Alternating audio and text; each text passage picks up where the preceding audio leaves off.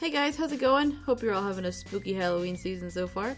I've got some pretty cool last minute Halloween decorations for you to try, so let's get started. Pumpkins are everybody's favorite at Halloween, right? I think we should start with some of those.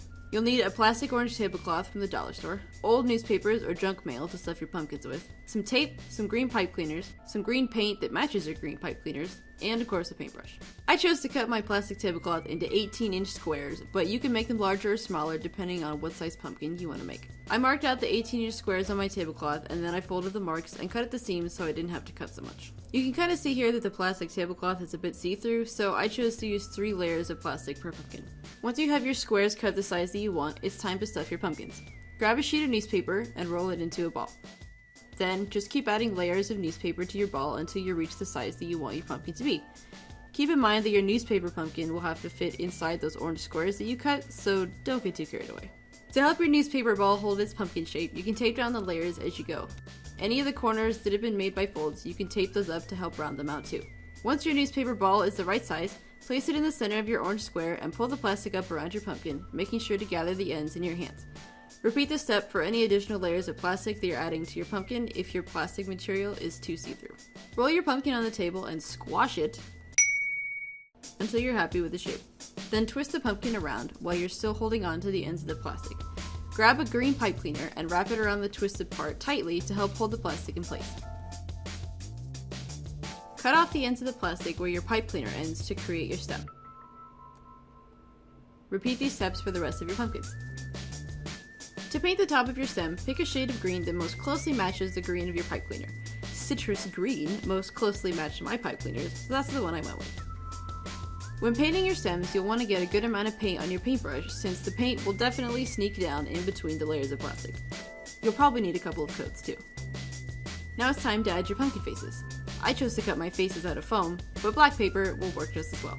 Sketch out your pumpkin faces onto your foam or paper, cut them out, and glue them on. You can see my pumpkin has just a little bit of glue showing, but I'm using a glue that will dry clear, so it's all good. Once your faces are glued on, your pumpkins are finished. I feel like spiders and spider webs are pretty synonymous with Halloween and spooky times, so we better make some of those too. Making these spiders is pretty similar to making the pumpkins, so we're pretty much pros at it by now. You'll need another plastic tablecloth from the dollar store, but this time in black. You can also use a black trash bag if you have one of those. Some more old newspapers or junk mail. You'll also need some tape, some glue, a skinny hobby knife to poke holes for the spider legs, and some googly eyes, because why not? You'll need some disposable chopsticks, some skewers, or some black pipe cleaners, whatever you want to make the legs out of. If you're using chopsticks or skewers, you'll want some wire cutters, and some black paint along with a brush. I chose to cut 12-inch squares for the bodies of my spiders, and 8-inch squares for the heads, but you can adjust those sizes depending on how big you want your spiders.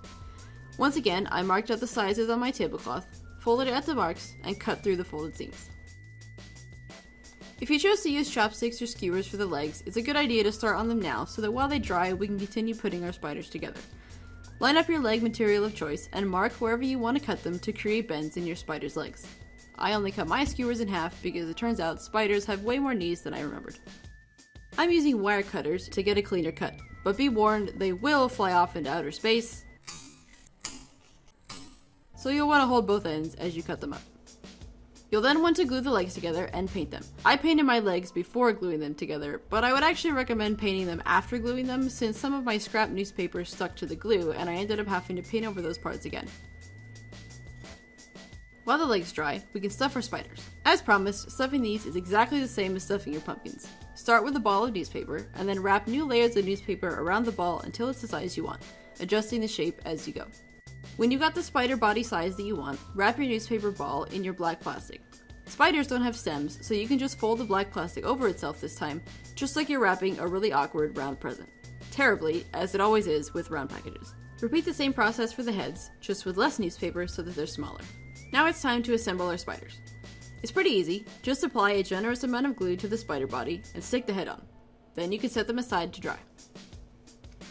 After the heads and bodies are dry, it's time to add some legs. It's a bit gruesome, I suppose, but use your hobby knife to poke a hole through the side of the spider where you want a leg to be. Ideally, this will poke a hole through both the plastic and the newspaper so that your leg will be more supported from the inside. Apply some glue to your spider leg and stuff it on in there. Once all your legs are in place, you can stand your spider up and adjust the legs so that they dry in the position you want them to be in. If you're using pipe cleaners for legs, the process is pretty much the same. The pipe cleaners aren't strong enough to poke a hole through the newspaper, so you'll still want to viciously stab at your spider to make a hole for the legs. Glue your spider legs in place just like before. Once all the legs are in place, bend your pipe cleaners to give your spiders however many knees you think is appropriate, and then set them aside to dry. When your spider legs are dry, it's time to glue on some eyes. Give your spiders some silly eyes. Here I am, googling spiders to see what their eyes really look like. Ugh. Oh god, that's horrifying. Once all your spiders have eyes, you're done! Oh, that's just too many eyes. Don't do this. If you're running short on time, grab a stuffed animal, wrap it in crepe paper. Instant mummy! He'll blend right in. So this glowing monster eye DIY has been making the rounds, but I have some special tips to make your monster eyes even better. They're pretty easy to make. You'll need some empty toilet paper rolls, or paper towel or gift wrap rolls cut down to about the size of a toilet paper roll. Once they're cut to size, paint them black. You can also use a Sharpie to color them, but I feel like that takes longer, and also if your Sharpie isn't brand new, they're not going to be as dark. Once your cardboard has dried, cut out some spooky eye shapes using a hobby knife or some scissors. Do this carefully unless you're going for realism this year with bloody Halloween decorations. Special tip number 1. Add parchment paper or tissue paper behind the eye holes that you cut. This will diffuse the light and hide whatever you've chosen to make your eyes glow from view. I'm just stapling my parchment paper strips into my cardboard tube and painting over the staples, which is optional. Special tip number 2. Usually you see these eyes being lit by glow sticks, but I actually recommend using battery-operated tea lights instead. They last a lot longer than glow sticks, and they give your eyes a cool flickering effect. Special tip number 3. Depending on where you're hanging your glowing eyes, you might not want these little wings of light to show. You can eliminate those by stuffing the ends of your cardboard rolls with newspaper, or you can glue a circle of cardboard to each end to stop the light from escaping out the sides. So there you have it, guys. Those are my last minute Halloween DIY ideas for you to try. I think they all came out pretty cute. My next Halloween DIY video is about how to make this spooky mummy door, so be sure to check that one out as well. I hope you have a fantastic Halloween. See you in the next video. Bye!